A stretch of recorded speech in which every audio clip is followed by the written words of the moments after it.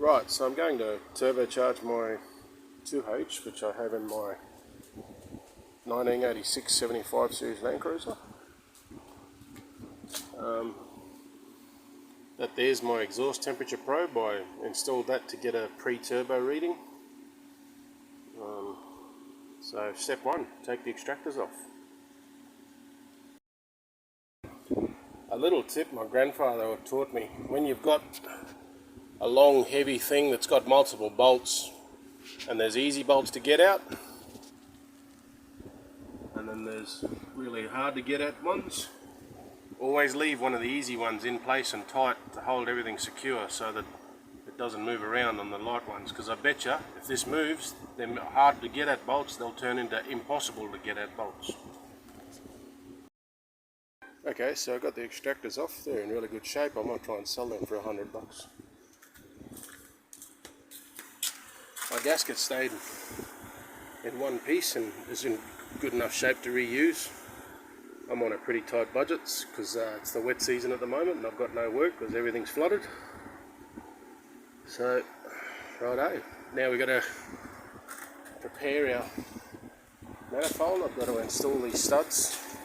And how you do it is you double nut it on that, like that, and wind the stud in. Ideally I'd run a tap through this to make it a bit better, but I don't have any at the moment.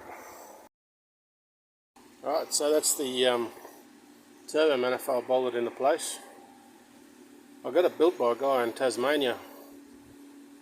In hindsight I probably should have get this put about here, and that would have made the exhaust installation a lot easier. But as it is, I think I might just put the turbo on backwards.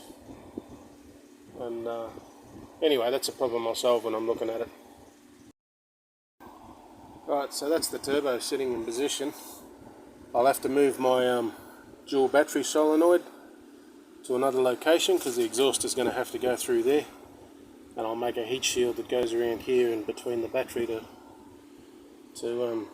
protect it from the heat that'll come from this exhaust housing. But otherwise it looks like it'll work pretty good. I've got to reclock the turbo core, this part here where my thumb is, because that's the drain and that needs to face down. So I'll undo these bolts here and here, and I should be able to spin that around and face it the correct direction. So I've come up with a couple of solutions so far. I'll move the dual battery solenoid onto there, and that'll run the wire. The battery will end up here, and I made up just a little start of the dump pipe, and then it looks like it's all going to fit.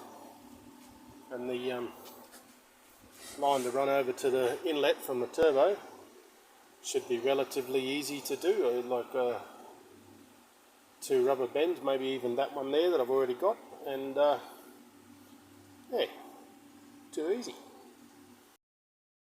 What we're doing here is we're going to get all the fittings that came with our turbo and put them on the turbo. So like the oil feed, that one there's the oil drain. They give me some Larry ass red and blue fittings and a bit of hose down there to make a drain back. And they supplied me a pre-crimped, pre-terminated, hopefully it's long enough, pressure line. One of the good things about this is that there's already a restrictor hole in this fitting, so you don't have to worry about that. That's handy. Righto, let's put them all on this. So one of the things you need for a turbo is an oil drain. So I'm going to take that cover off there and I'm going to weld a fitting into it that the kit that they supplied me in the turbo screws onto. They supplied an aluminium fitting, but it's the same as a hydraulic fitting, so I just went and bought a $6 steel fitting to weld in. But that's what's happening now. Okay, now I'm going to weld that steel fitting in there. Wish me luck. Right, that's the fitting all welded in. Now I'll bolt it back on and bolt the turbo on and make the drain line. Right, so this is where we're at the moment. The turbo's mounted, bolted down. That's the drain back pipe all made, welded up, ready to fucking go. I've needed a fitting and all the part stalls are closed now, so I haven't got the high pressure side of the oil sorted out yet. But that's day one. Right, so that's the 90-degree fitting I needed to sort out the oil, high pressure oil line. I've mounted my dual battery solenoid. Excuse the rat's nest of bullshit that's there. I've got the pipes and the charge pipe all hooked in. I just need to go get some pipe clamps, two there and one there on the front of the turbo. People probably won't like my pod filter, but I've always run it and I can't stand the standard Toyota filter.